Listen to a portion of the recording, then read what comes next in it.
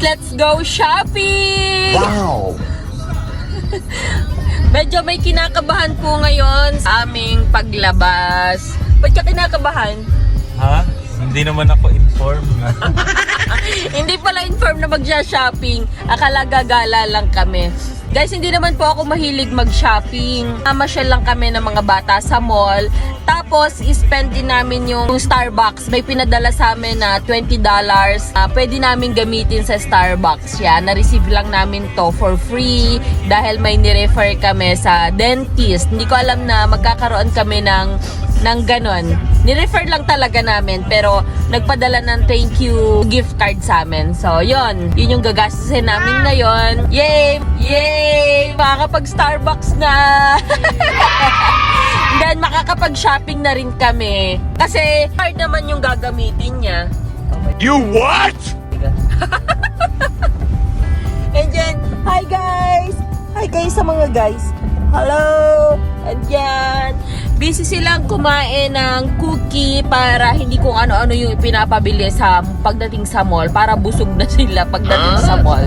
So yun, samahan nyo kami and check natin kung ano yung pwede naming mabili. Some juice? Yan, nakapark na kami guys. Ano ito, palagi silang magkasama sa isang stroller na lang.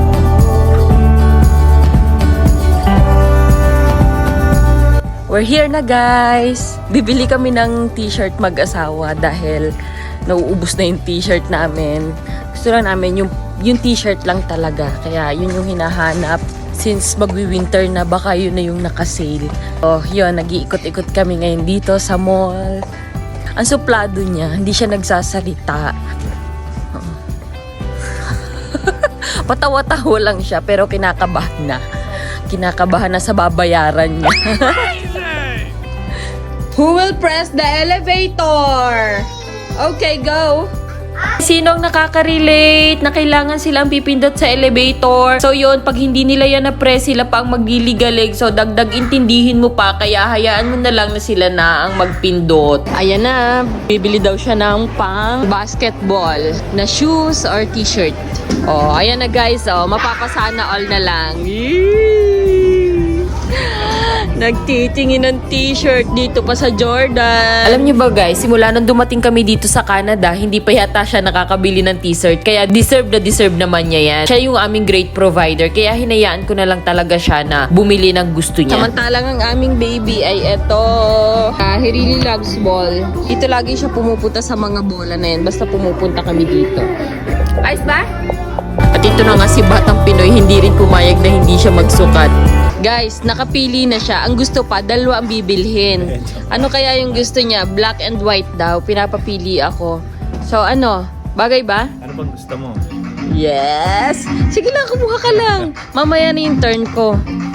Yan na, nagsukat na ng pangalawa. Shit! Wala, sinukat lang. Kunin mo na. Sinukat. Ah, Oh, no. Ano? Ito? Isa lang? Okay, isa lang daw ang kukunin niya for now. So, let's pay.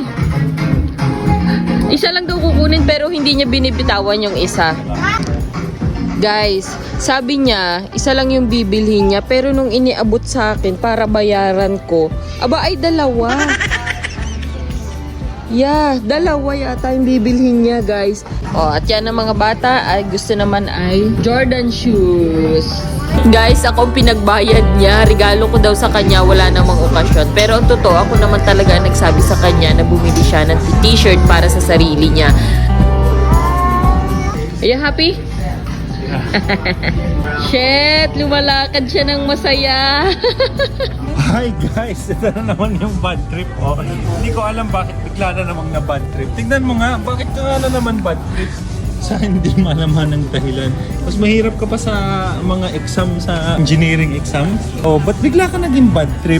Pagpasensyahan nyo na guys, sadya talaga akong ganito na may oras na tinutoyo na lang ako pabigla-bigla. Ang totoo, nangaasar lang naman talaga ako pero ako talaga yung naaasar sa bandang huli. Ayan. Pusha! Ka natatawa ngayon. Ha? Nainis na ako sa Kita mo, iyo. naiinis ka. Eh, ganito ka lang naman kanina eh. Patingin niya muna. Yeah! Yes! Nakagam! Magkano yan? Kaya yung dahilan kung bakit kami nagpunta sa mall pero nauna ang kagustuhan ng mga magulang. Shoutout nga pala sa Alta Dental Studio at sa Makatangay family na nagpadala sa amin nito. Kain na muna tayo guys. Excited na siya. How about you, Rans? You excited? Guys, thank you for joining sa aming mini shopping. So yun guys, kakain muna kami. Kain muna tayo while waiting kami sa in-order ni Pao sa Starbucks. So, anong masasabi mo? Hi sa inyo lahat. Shout out sa mga tropa May mga kids. tinopak. Sa mga madaling tuyuhin, shout out. Shout out sa asawa ko.